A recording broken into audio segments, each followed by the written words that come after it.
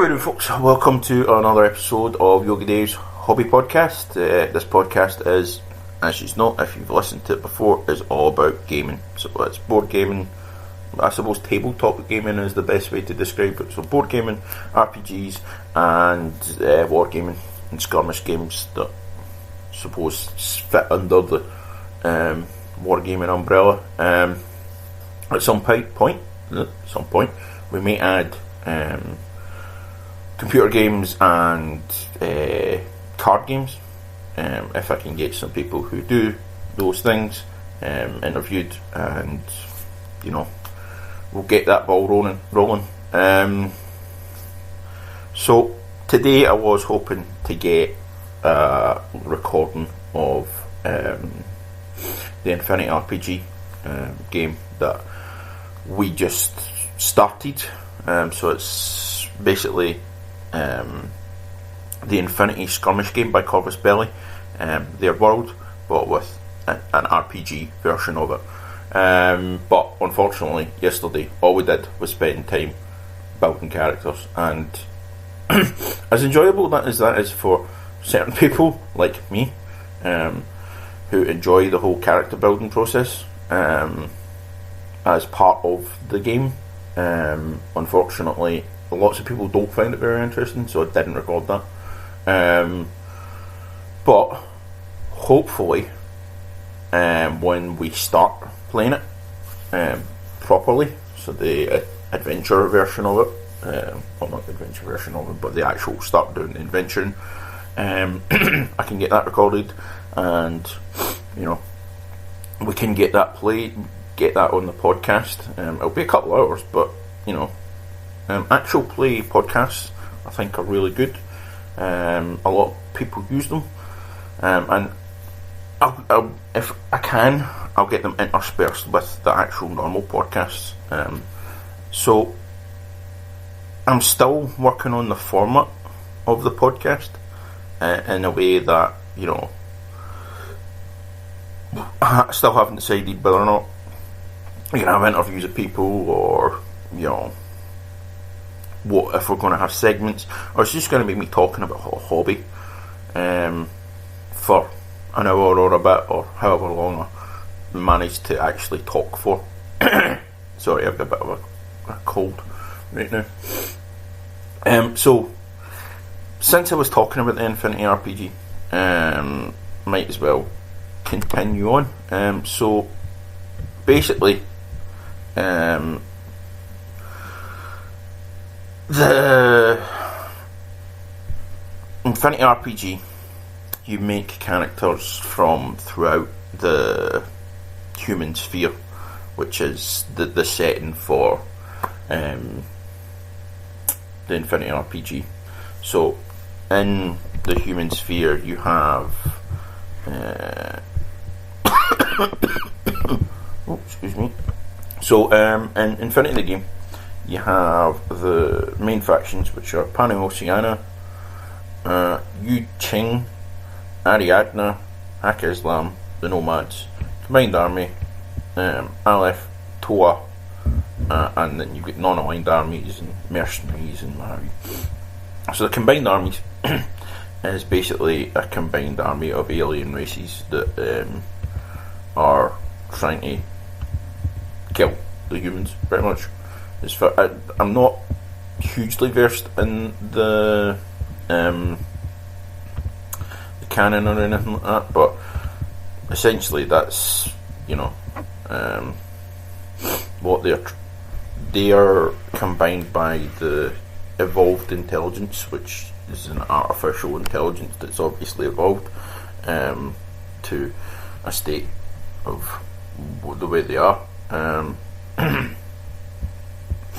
So in the combined armies, you've got the Mora Aggression Force, Shavasti Expeditionary Force, and Onyx Contact Force. So I'm assuming that's just names for like the different portions of that particular army. So in the human sphere, Pan-Oceania is the great power. So it owns the greatest numbers of planets, it's got the richest economy, it's got the most advanced tech, big melting pot of cultures. So it's basically the Western world, and it's quite, when you look at all the iconography, it's quite a religious iconography for part of it, with the thing with them is military orders as part of the force, so essentially the knights, so Templars, all the rest of that kind of nonsense, but at the same time they've got Knights of Montesa, Knights of Santiago, Knights of the Sepulchre. That's the kind of fighters that they have, and Crusader Brethren, and so not to insult anyone or offend anyone, because I'm not a religious person. I was brought up Catholic, but I'm not religious, so I'm not gonna insult anyone by just saying that religion's nonsense or anything like that. But that seems to be what holds Pan-Oceania together from the look of it, even though it's a melting pot of Western cultures and stuff. I don't know. So that's one of them, and then you've got Yuching, which is essentially, the Far East powers. So, other great power, eternal rival, always conspire and intriguing to bring down its adversary.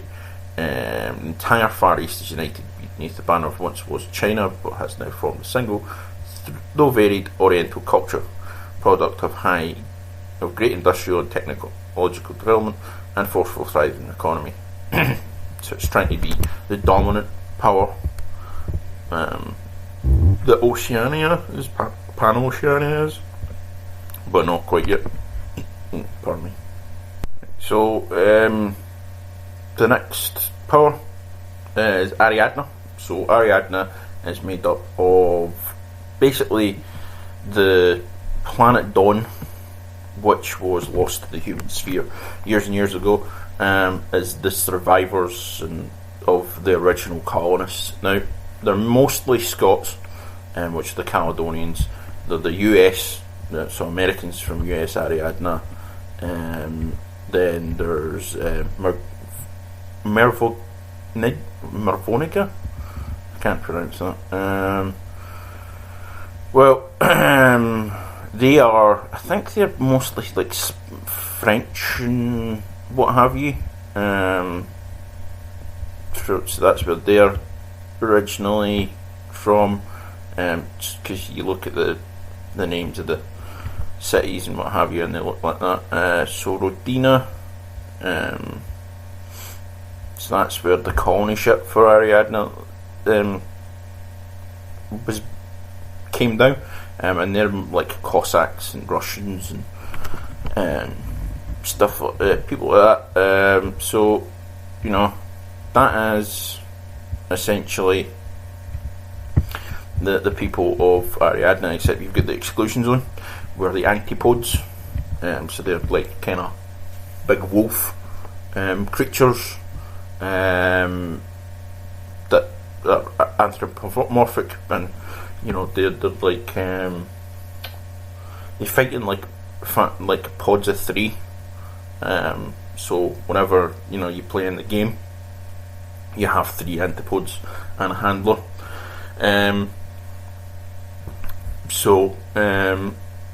Oh, excuse me. That is where my character's from. He's Caledonian, surprisingly enough. So basically, my character, when I was rolling him, got very close to what I wanted to play.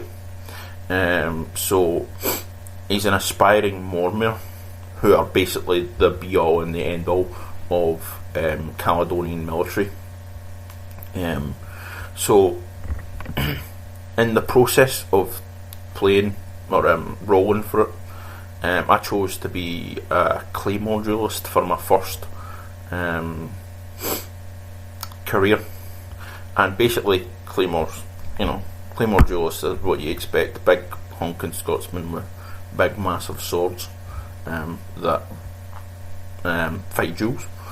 Funnily enough, generally for whichever clan they're part of, my particular character is from Clan McKendrick, and it's the clan I made up, so if it's not an official clan, that's fine. And essentially his father is the leader of the McKendrick clan, and essentially he's the one that deals with any of the issues that they have in honour duels and all the rest of that kind of stuff. So after that he became Special Forces, so joined the Ariadne Special Forces, or Caledonian Special Forces, who are the SAS. So that's the Special Ariadne Service. So it's the Highlander SAS. So they're the elite reconnaissance guys for the Caledonian part of the Ariadne army. Because all parts of Don have their own sections of the army. So the Caledonians have the Caledonian Highlander Army. The Merovingians have the Merovingian Rapid Response Force. US Ariadne have the US Ariadne Ranger Force, and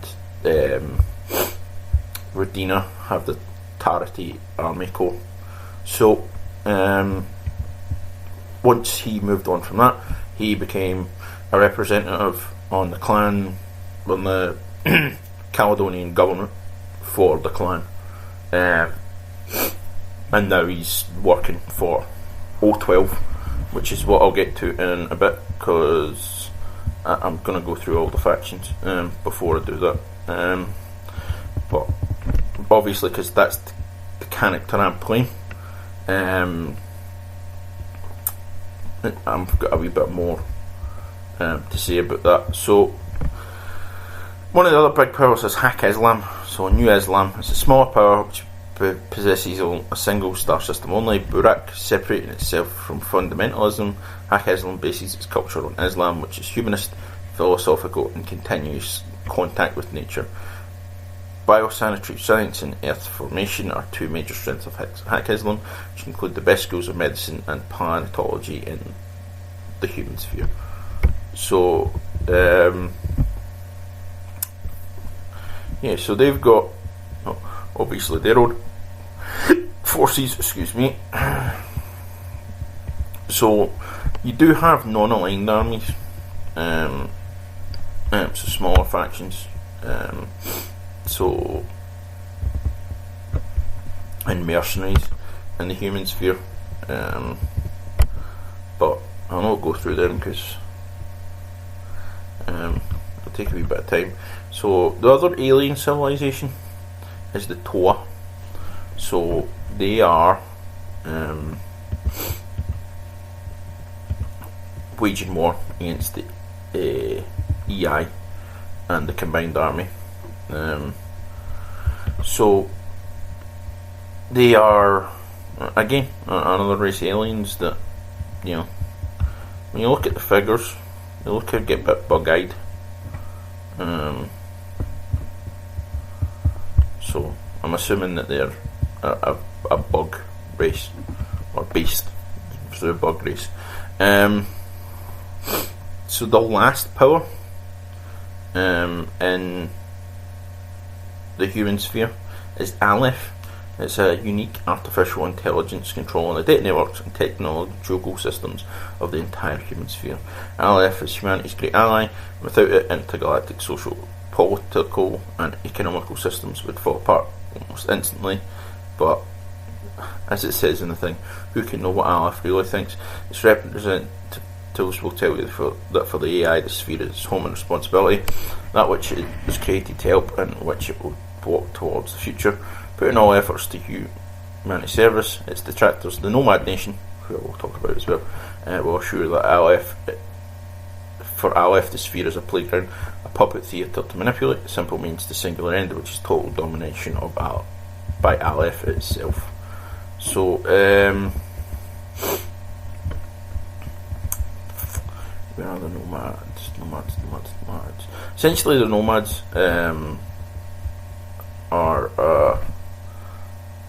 consist of 3 enormous ships who inhabitants disconnected from society, controlled by huge macroeconomic blocks, and by the AI have separated themselves from it and roam through space, trading from system to system. Tunguska is dedicated to the traffic and storage of information. Corregidor offers skilled labour at a good price, while Bakunin trades all that is exotic and illegal in whatever era, from fashion to nano-engineering. So nomads and the Ariadnes are actually quite tight. From the fluff that I've been reading, they do combined military operations and that kind of thing, which my character has actually taken part in his backstory. So essentially, the characters in our campaign, it's not for every campaign, but in our campaign, work for Bureau Noir for O12, which is essentially the neutral faction in the whole of the human sphere. Basically, they work in order to maintain some sort of order, as far as so basically they are in charge of Aleph, in charge of making sure that it's not, abused or not doing things it shouldn't be doing, or that kind of thing.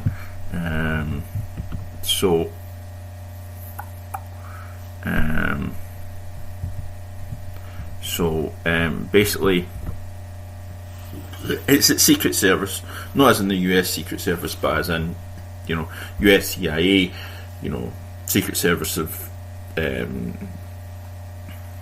so that's Bureau Noir, I mean.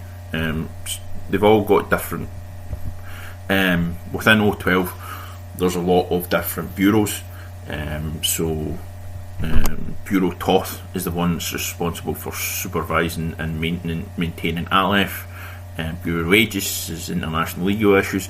Essentially what O12 is, it's actually taken over from the UN, essentially. They've even got their own planet, which is called Concilium. So O12 gets the recruits from all across the human sphere, as well as their own home world.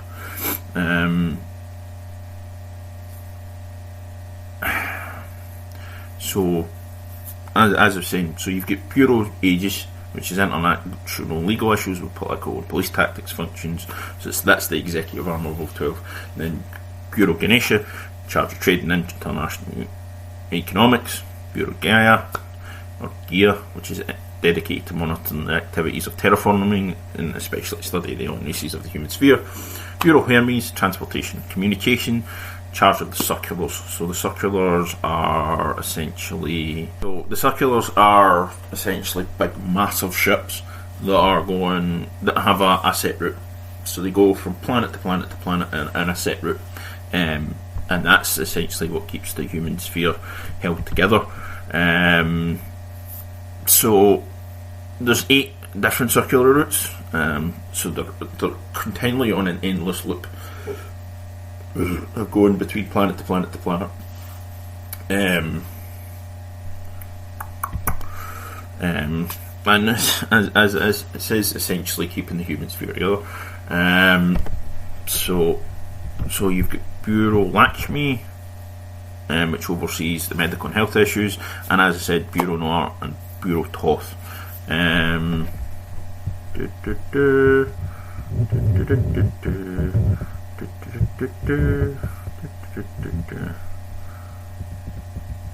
So, that essentially,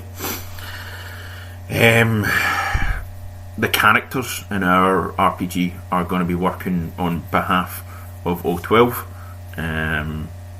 but at the same time, we're all actually going to have our own faction handlers. So on my, obviously I'm an Ariadne. I'm going to have an Ariadne faction handler, and all the other players are going to have their own faction handlers. I think there's 2 Yu Jing players. So obviously they might be 2 Yu Jing players, but they might be working for 2 rival organisations that have, completely different, thoughts on how they want to do things. One of the guys is a Hack Islam player. One of the guys is a corporate player. We've got a minor player, and like a minor state player, and then we've got a nomad player. So everyone, while we work for O12, we also work for our own faction. And for the nomad player, he's a bit of an outcast, so maybe it's his way of getting back in the good graces of the nomad.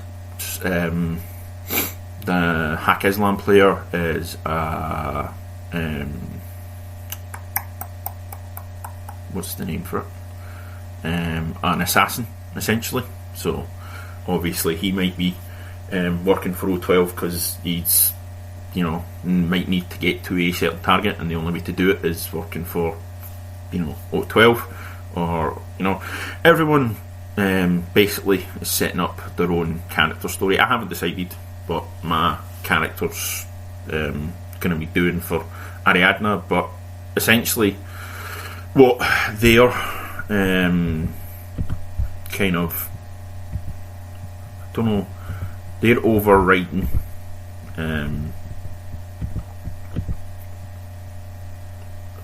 what am I trying to think of?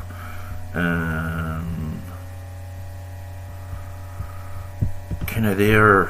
Oh, my brain.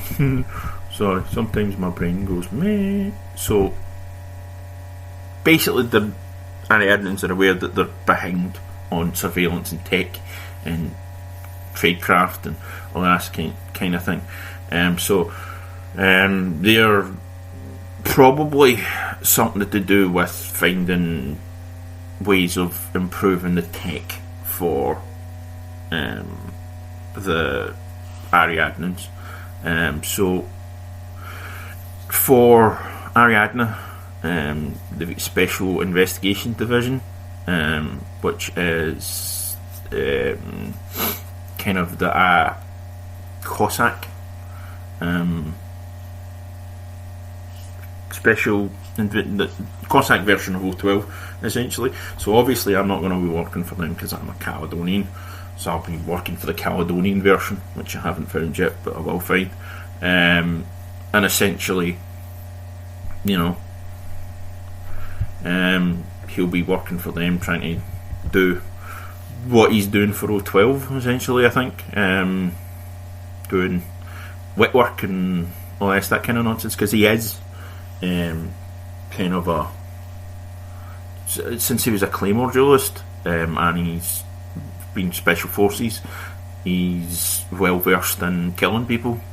So we actually have quite a few of them in the group. One of the other characters is a Yu Jing corporate guy, and obviously he's the talky one. We've got a hacker. She's the one from the minor states. Can't remember where that one's from. And obviously we've got Hack Islam assassin, and then we've got the nomad pariah, essentially. It's not bad at certain things, but not good at a lot of things. But we rolled. Some of us rolled really, really well, which was kind of scary, because if I roll really, really well in character creation, it means I'm going to roll really, really badly when I'm actually doing things proper. But we'll get to the point where we figure out what we're doing right and what we're doing wrong, and hopefully, but I can see it being good fun, because most of the people that are at the table are players that played before in campaigns at our club. One of them's a new guy, completely new, came in yesterday, to talk to us about the Necromunda campaign that we're doing. Unfortunately, the player I had for him dropped out, but I've decided to drop out and just be arbitrator for that campaign, because it's a way of getting new people in. This is what I've been talking about in the other podcast, is bringing new players in.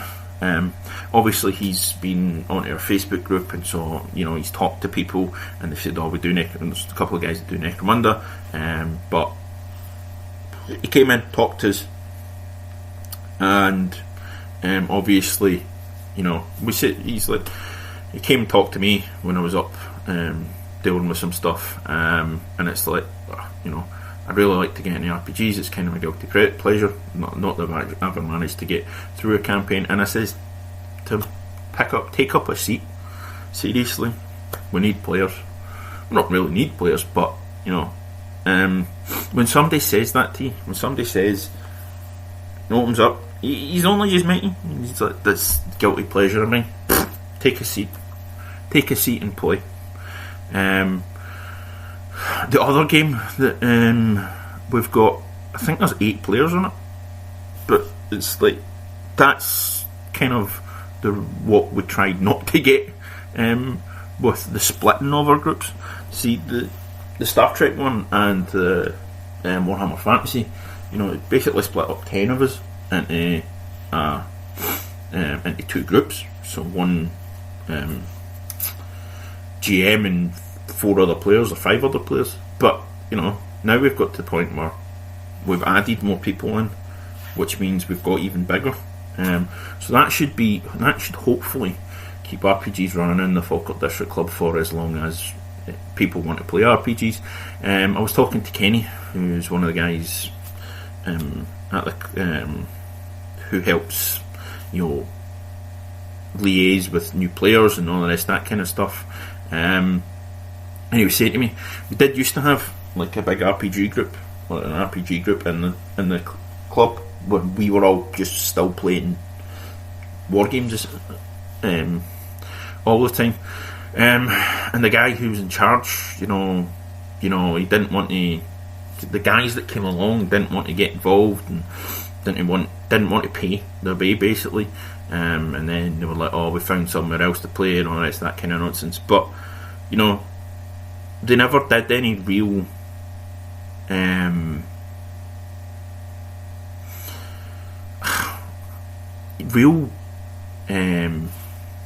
recruiting. I'm trying to find the word there. Real recruiting of players. Whereas I, as one of the big kahunas in the group, I suppose, basically one of the 2 or 3 guys with ideas for anything, was like, right, I'm the liaison between our group, our RPG group, and the Facebook groups and all this, that kind of thing. And I'm like, well, we're looking for players. If you want to come play, you're more than welcome. Come join in. When we're starting a campaign, that's what you've got to have. You've got to have the. Excuse me, I need a drink. You've got to have that kind of link. You've got to always be like, we've got a new campaign starting now. This is what it's going to be. We're looking for players. Let me know. Or come and see us at the club, and then we'll talk to you about it. So, we've got 8 in one group and 7 in the other, I think, including the GMs. There might be 9 in one group and 7 in the other, including the GMs, which is big, because if you think the average group in an RPG is 3 to 4, and then you've got the GM, so we've essentially got what could be 4 groups, 4 separate games, for the any sort of RPG that we might want to do. But that's massive. From you know, when I started playing RPGs at that club, it was difficult to get players to come in and play, you know, because we never had a dedicated Facebook group for RPGs and board games. It was all on the War Games one, and then so I've tried advertising on various RPG forums, but the RPG forum that for Falkirk is fucking hard. It's ridiculous, the security bullshit that they've got on it.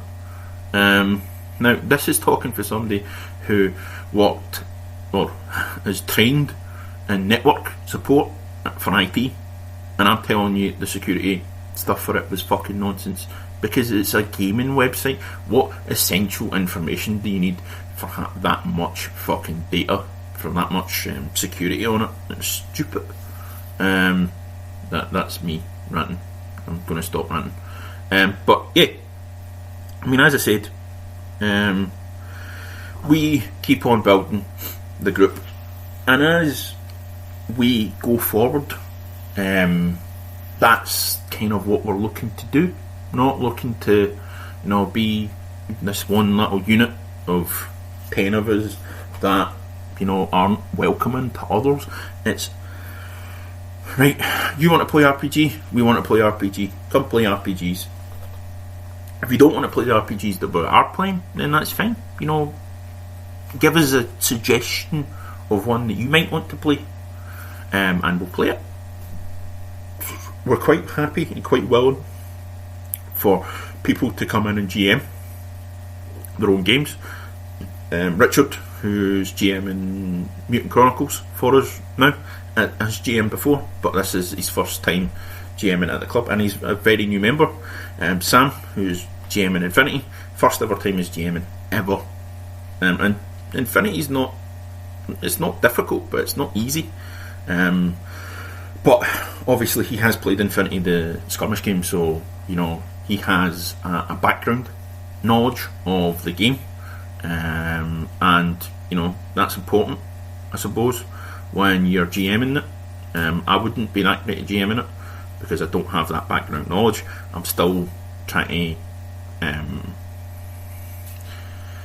bring myself up to speed with all the factions and all this, that kind of stuff. I need to read through the faction handbooks and all the background that I've got available to help me out when we're playing the games. But, you know, that's me, I think, on all that kind of stuff. But I will actually touch on something when it comes to RPGs.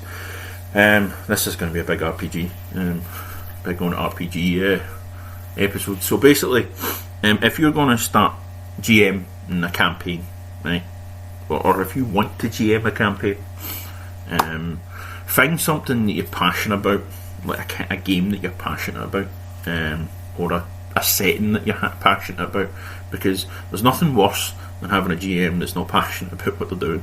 I've played in campaigns where somebody's been pushed into doing it.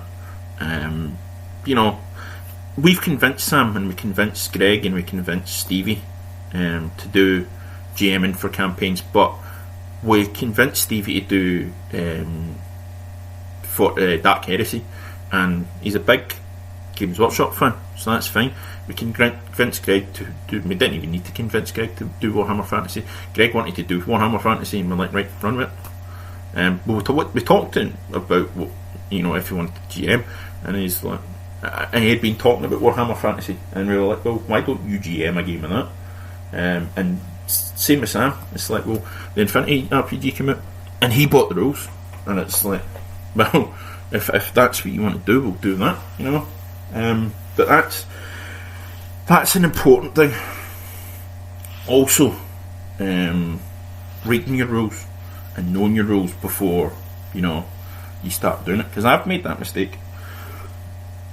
I've made the mistake of concentrating too much on the campaign, like building the campaign, building the background and all this, that kind of stuff, and not actually spent time reading the rules when I really should have. Because there are going to be people that know the rules better than you, like Sam. in some ways if you do not concentrate on reading your rules. Now, a lot of the rules that you get in RPGs are pretty self-explanatory because they're designed for you to have fun and adventure, but there are games where, you know, they're a bit complicated and you have to go through them, you have to learn them, or there are rules that are worded so terribly that it's ridiculous, like 3rd edition Shadowrun. Oh my god, the fucking Matrix rules in that were ridiculous. Pretty much all the rules in that were ridiculous. It was ridiculously badly laid out and ridiculously badly worded, and it's like I should have really read the rules rather than concentrating on the campaign itself, and the characters and all the backstory and all that kind of stuff. So yeah, that's something. It's a learning curve, because I had GM'd before, because I GM'd the Pathfinder with these guys, and I GM'd other games before in the past, back when I did before I stopped RPGing. So, you know, it was me trying to get back into it and being thrown curveballs left, right and centre. But the next time I GM, I'm going to have read the rules, know what I'm talking about. I've given myself 6 months to a year to prep for it, so that's quite important. You've got to give yourself prep time. You can't just jump into a campaign. You can't just say to your mates, alright, let's do this. You have to prep. Even if you're not prepping like massive amounts, you've got to know the basic rules off by heart. Obviously you've got the rule book there for like all the obscure shit you don't need to learn off by heart, but knowing the basics, that's a key. Knowing the basics about your players, like their abilities and all the rest, that kind of stuff, is important as well. Sometimes, depending on whether or not your player is particularly mindful of themselves, that's fine. They can do themselves, but otherwise, you kind of want to know your player base, and figure out what you need to know, what they'll know, and all this that kind of stuff. Do concentrate on your campaign, like your setting and the lore and all the rest, that kind of stuff, because it's important, because especially veteran RPG players will want to know this, that and the next thing. Newer players will also want to know it, but you know, they'll not know the right way to ask it. It's trying to figure out what. There's also trying to figure out what their characters would know as well. Is quite important. It's knowing your players, knowing your player characters, knowing your campaign. These are all important things, but you know, you got to prep that, not to the nth degree, because not everyone's going to want to know that. There are going to be players that want to know, right, you know, if I'm playing a Dark Elf in Warhammer, not that you probably would in an RPG, but you know, if he's working with all these dwarfs and what have you, and why is he doing that? You know, is he an outcast? Is, you know, that kind of thing. That's important for you to know, and for the player to know, obviously. What else? I think that's it, right? I think that's quite enough of me talking about RPGs for right now. Having a basic idea of the world that you're playing in. So if you're playing in a world of your own creation, have lots and lots of maps. For my Pathfinder setting, which was an RPG setting that I had for years and years and years, and has grown up. I have all the continents mapped out. I have all the countries mapped out. The island chains and all the rest, that kind of stuff. I may one day write a book and a source book in that particular world. So I've got all that kind of stuff. I've also got like basic stats on all these countries, because what if I want to play in that particular country, or a player comes from here, or a player comes from there. It's always, when you're playing stuff like Forgotten Realms, Greyhawk, all these kinds of places, all the kind of Dungeons and Dragons settings, there is masses and masses and masses of information on these settings. But if it's a setting of your own, it's always important to know, where your player characters are from, kind of their backstory and all the rest of that kind of stuff. So that helps you build, your world around your characters. But if, essentially you're building a world before, or it's a world you've built before your players have even set foot in it. If it's an old world that you've been playing in for years, and it's new players and a new group, giving them the information and knowing the information yourself is quite important, because what you want is everyone to be immersed in the game. I know from what Richard has said, what essentially happened with us with our RPGs is we were basically playing skirmish games. We weren't doing real RPGing to a certain degree, because there were so many of us, because we were 10 strong with one GM. It's hard to get everyone involved in a game, and it just essentially becomes a dice rolling game. It's not a we need to know this, we need to know that. I think which has been an important thing when we broke up the groups. When we broke up the group to form smaller groups to play more games, I think that has helped us get back to that. You've got to watch for that. You can't.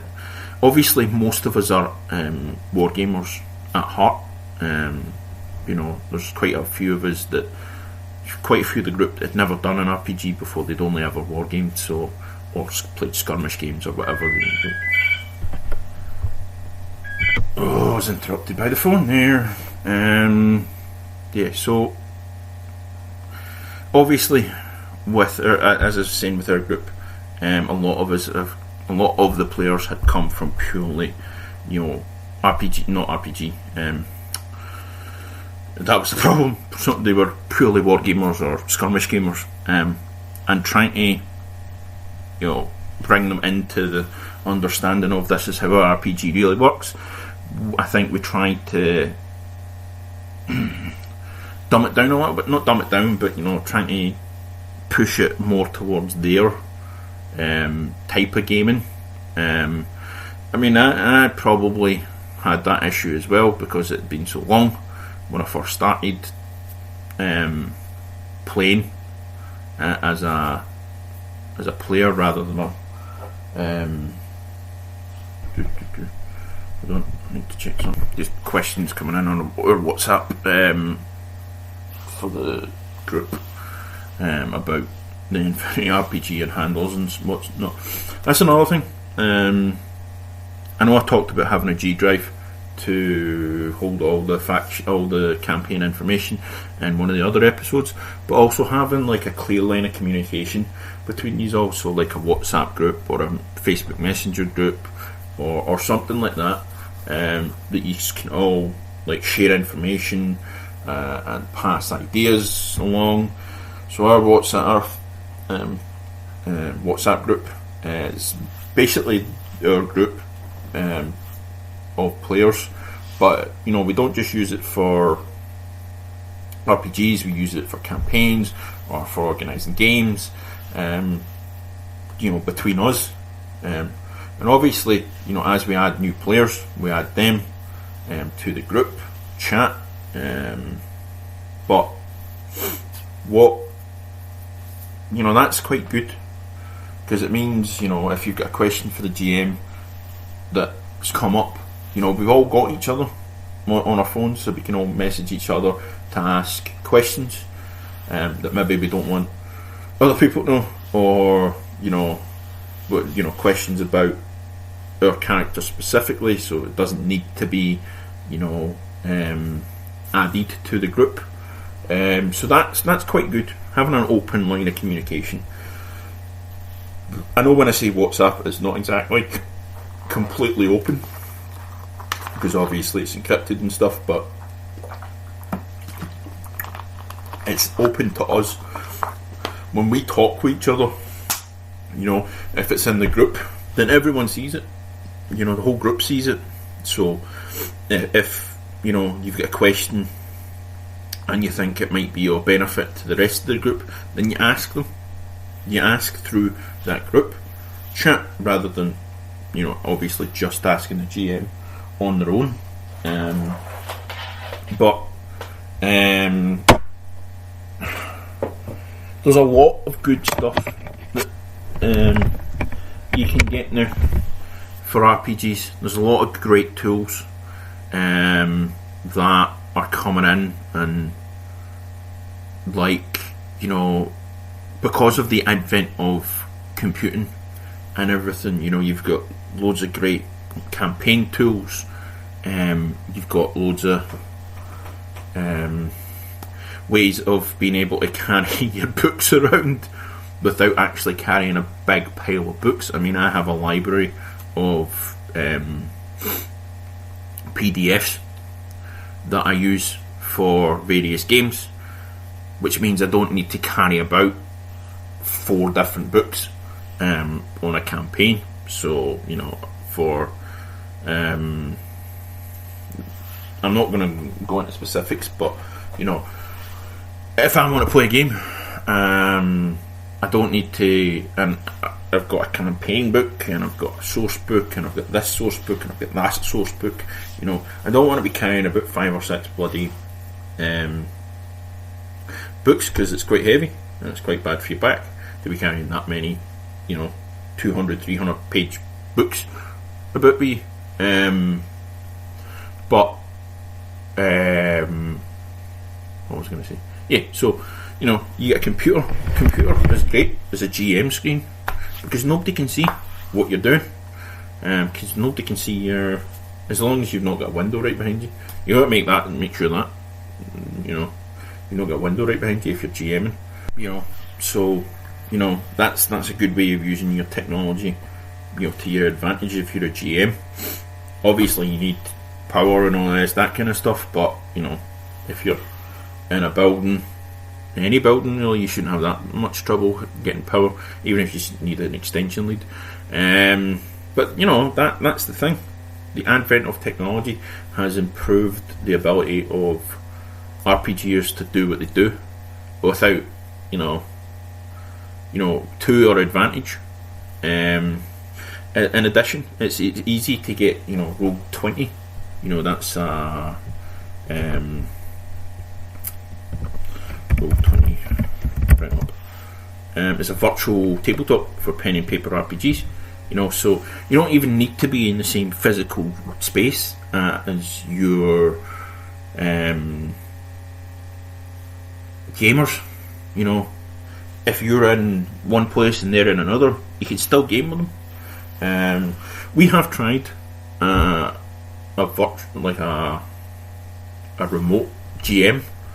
So Alistair, one of the guys in the club, couldn't make it down one day, and we were all there to do the Star Trek RPG, and we tried doing it remotely through the phone, basically, but using WhatsApp or whatever it was to get the voice in. Didn't work great, but that's because probably various issues with data and internet connection and all the rest, that kind of stuff.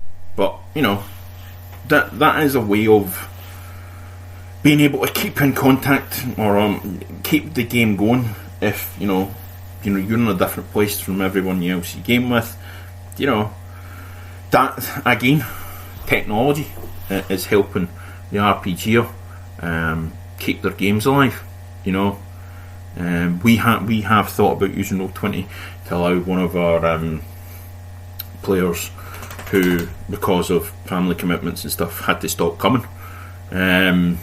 but we talked about it, and he's like, well, I don't, even if I could do it, I really wouldn't have the opportunity to. We've also thought about doing a Roll20 campaign, virtually, so we can do it outside of the club.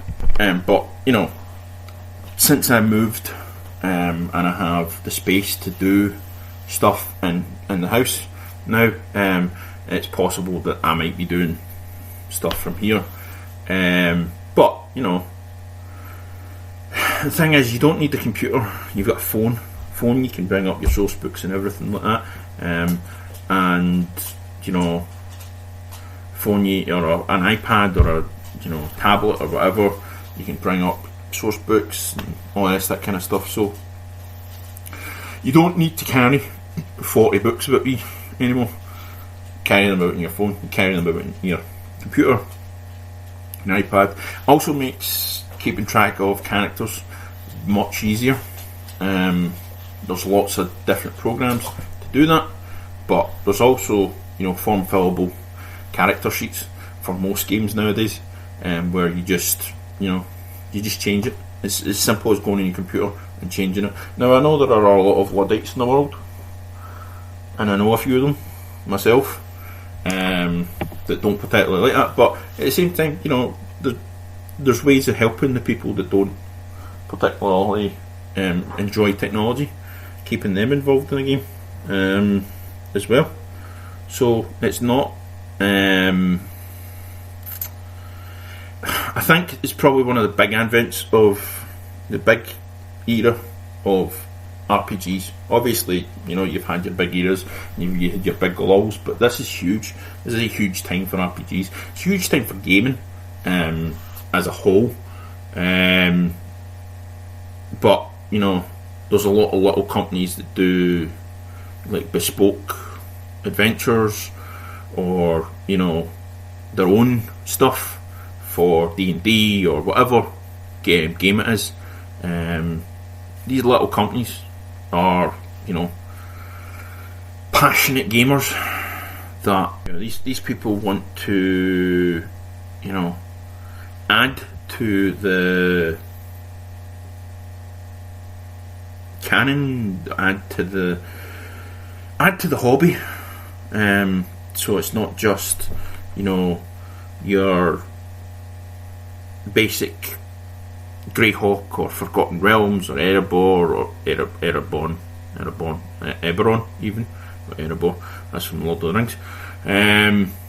It's not just the big guys like Pazio and Wizard of the Coasts and all these big RPG companies. Modifius as well, kind of big company at the moment. They're doing a lot of stuff. They've got a lot of various licenses that they're working on, which is big. It's massive. But yeah, all these smaller companies. A lot of them are like one or two people that are friends that game with each other, or just putting them together. I've found quite a few of them quite a few people that do that kind of thing on Twitter. There's one called Mage Productions, which they seem pretty cool. I'll be honest, I don't play D&D, 5th edition, so a lot of these people are doing D&D stuff, so it's not my thing. But it's the people themselves. That's the thing. A lot of the time, these little companies are so passionate about what project they're doing that it comes across in everything they do. Whether it's their Twitter feeds or their whatever, their social media, but it's also in the projects. It's in the adventures. It's in everything they do. Me and Fiona did a Kickstarter for like dog adventurers. Dog miniatures. It's for 5th edition D&D, but obviously I'll adapt it for Pathfinder or 3rd edition. So rather than it's, that particular breed might be, if it's a Chihuahua, it might be, though I don't think there is a natural Chihuahua in it, it'll be a halfling or a gnome or something. Actually, I'll bring it up on the Kickstarter because it's got the Kickstarter up here. It's called Animal Adventures, Tales of Dungeons and Doggies. I think I've talked about it before. But yeah, that's everything that you get from them. It's obvious there is a Chihuahua Rogue, a Pomeranian Monk, so that'll probably be a gnome monk, Cocker Spaniel Bard. Do we make Cocker Spaniels elves? Or a different type of elf? But obviously, in everything they do, they're obviously passionate about animals, but they're also passionate about D&D. They're passionate about their gaming, and that comes across. That's very, very important, I think, when you look at these little companies. There is little companies that are there for making money, obviously, but at the same time, there's companies like that in every industry, every facet of gaming. There's companies that are out purely for profit. It's not about the love of the game or the love of the hobby. Games Workshop are very passionate about their part of the hobby because obviously it makes them lots of money, but everyone that works at Games Workshop is very passionate about Games Workshop. It's the one thing about my experience in trying to get a job there is that it's obvious that there's a passion for Games Workshop and for Games Workshop games and people that work there. Which, obviously me not being purely Games Workshop probably didn't help me in the slightest. That I'm not a fucking Sitica fan. I'm not a Games Workshop only, and I don't blame people for being like that because they've got a passion for it. I don't denigrate people for having that passion. It's just not something I've ever really had. I love Games Workshop games, but I'm not, stuck. In my head, it's been stuck as a Games Workshop player because it's the only thing you've known, the only thing you've ever done, the only thing you've ever been introduced to. Obviously, I've had the bonus of being introduced to other things, but if you're going to buy a product from a small company, I recommend that you look into them. As I said, Mage Productions is one of them that I've come across, and they are very passionate about what they do.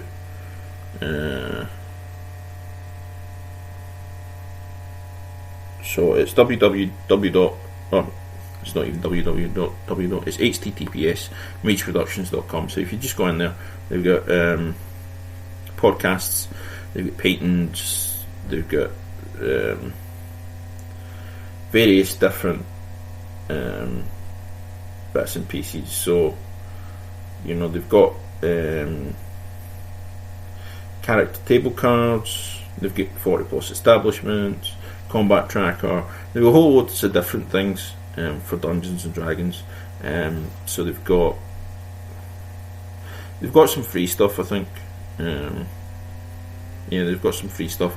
They've also got adventures that they're putting together and they're writing for D&D. But what I've come across with them is they are very passionate. They are, they've got a podcast themselves. So their Mage Productions is just the name of their podcast. So they've got 39 episodes at the moment. And sit and listen because they're only half an hour or so a piece, which is an interesting concept in a podcast, because most podcasts I come across are like an hour, or 2 hours, or 3 hours, but theirs is like half hour. Obviously, if they were doing like full play podcasts, it would be 3 hours or however long your session is. Yeah, they're a good one to look into if you're looking for alternate adventures. There's not a lot of them that they've got up, but it's a good way to introduce yourself to small adventure makers. I'll just have a look at it just now, just on the website. So they have 1, 2. Right now they've only got 2 adventures up, but Genie's Playground and the Giant Watchers. Obviously, if I was a 5th edition player, I'd probably buy them, but I'm not a 5th edition player. So, yeah. As much as you're going to support the biggies, try and support like little companies that are making RPG products, because that was the thing about the open license for 3rd edition that I thought was quite important. It let little companies get back into RPGs, and it was a big boom in the RPG industry. I think we lost a bit of that during a bit of the noughties, 2000. We lost that for a while, and now it's starting to come back again. With not just the little companies, but the big companies as well. I mean, obviously Fantasy Flight have started doing their own RPG setting, not even set of rules that you can play in any setting. Modifius, they've their own their own kind of 2D20 system. Obviously Wizards of the Coast have got their systems, but everyone's trying to, all the big guys are trying to build the industry. I know a lot of it is off the back of things like the Big Bang Theory, which, as you probably heard me say, I have issues with at times and enjoy other times, but that's beside the point. Keeping it at this level is important for the future of RPGs and gaming as a whole. So you're always trying to build, not letting things stagnate, not letting things go to dirt, because we've all been there. Those of us that are my age or older, there's been dips and troughs, and there's been highs and lows, highs and lows and dips and troughs and everything in between. Highs and whatever metaphor you want to put into it. And I don't really think any of us wanted to go back to that. The dark times where we didn't have a lot of people coming into the gaming community, and there wasn't a lot of new stuff coming out. Now you look at Games Workshop and you look at Modifius and you look at Wizards of the Coast, you look at Fantasy Flight. There's stuff being released every month, if not every week. And a lot of people complain about the saturation and not having enough money to spend on everything, but that's not the point. I mean, you don't really need to spend your money on everything. I would love to have every single army in Warhammer 40k, and if I played Age of Sigmar, I'd probably love to have every army in Age of Sigmar, but I don't need that. I play 2,500 point games at maximum in 40k. The fact that I've got more than 2,500 points of Space Marines is like, or Space Wolves. It's not Space Marines. I don't do Codex pussies. But the fact that I have more than 4,000 points worth of Space Wolves is because I use them for both Heresy and 40k. So I've got a Heresy army and I've got a 40k army, but I can use both of them together. Well, I can use the Heresy with the 40k, but that's beside the point. It's not important that I have 10,000 points worth of Space Wolves, so I have Tyranids and Eldar and all these other armies that I don't want. a lot of people are just buying them for the sake of buying them and the sake of having them. I didn't buy the Noise Marine that looks like the old metal one, mainly because I didn't want it. It's like, well, I'm not going to play a Slaanesh army for 40k, so why would I want that Noise Marine? I mean, he's cool, you know, that nostalgia thing's pretty cool, but don't want it, don't need it. The thing with the oversaturation, which is a good thing but at the same time is a bad thing, is people are whining about the cost and this, that and next thing, and I can't buy this, I can't buy that. It's like, well, prioritise what you want to get. I mean, with me, I have very lot of money at the moment coming in, because I haven't getting commissions in and other reasons, you know, don't have a job, so I'm not whining about the fact that I don't have the time to, or I don't have the money to go out and buy this or that or the next thing. I'm like, well, my birthday's coming up, I'll just get my family and friends that buy me presents to buy me stuff that I want, you know. But I'm also at the same time, I'm like, well, I've got 200 Napoleonics that I'm painting right now, that I want to get painted for my birthday, so I can have the reason to go out and get new stuff. You know, the problem with a lot of people is that they whine and complain, and that's what they do. They don't get that this is an expensive hobby. It's always been an expensive hobby, and when you've got the money, you're like, oh yes, I can go out and buy this. And then when you don't have the money, you're like, well, oh, I really want this, I really want that. It's like, well, think about it. What do you really need? What do you really want? It's not about, you know, just because this is new and cool and I can have this. It's one of the reasons that the miniatures are oversaturated, because somebody goes out and buys a 2,500 point army, and then it's like, oh well, I don't like playing with this, so they sell it. And that happens every time a new army comes out. People buy loads of stuff and oversaturates the market and drops the price.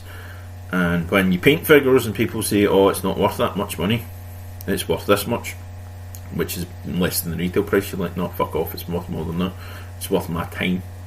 And, you know, you often people, oh, there's my rant for the day, I think. Yeah, but, you know, I know this has been an RPG heavy podcast, but there's going to be podcasts that I like that. There's going to be podcasts that I'm talking about whatever I'm doing at that particular moment in time. I'm going to be talking about my Napoleonics in the next podcast. I actually have that planned. I'm talking about that. So there are going to be podcasts where I talk about a specific subject in gaming for a whole podcast, and then I might rant at the end of it about stuff. But that's going to be how I do things. It's going to be on the fly at times. This was kind of an on the fly, because I'm not feeling that great, so I wanted to record a podcast. But I am quite happy with the numbers actually at the moment. I know when I'm going to tell you the numbers, it's only 34 people or 34 downloads. It's not a huge amount, but I didn't expect a month in to have 30. I didn't expect one a day, and it's less than a month in, and I've got 34. It's about 3 weeks in, and I have 34 downloads. So, or I did the last time I looked. So, if you like this podcast, I would entirely encourage you to tell your friends about it. Put a comment on iTunes or wherever you get it from on what you like about it. Recommend it to your friends. I think I already said that, but you know, rave about it, tell people about it. Also, if you want to keep the podcast running, donate to my coffee account. which I will put the link to is on the website page. So that's yogidaishobby.poddy.co. Go watch my YouTube channel. I've got stuff in there. I've got unboxings. I've got a couple of battle reports at the moment. I've got a couple of introductions to games. I've got me talking completely utter crap at times. But you know, support the YouTube channel, support the podcast. My Instagram, my Facebook. If you want me to paint figures for you, if you like the look of my figures, though there's not that many that are actually finished because I'm shitty at finishing my own projects. I'm terrible at that, finishing my own projects, but that's something I'm getting better at. You know, send me an email, contact me through my Facebook, contact me through my Instagram, and we'll talk, and I'll tell you the deal. With that, I think that's it for today. So I'm going to say good afternoon, good night, good day, happy hobby.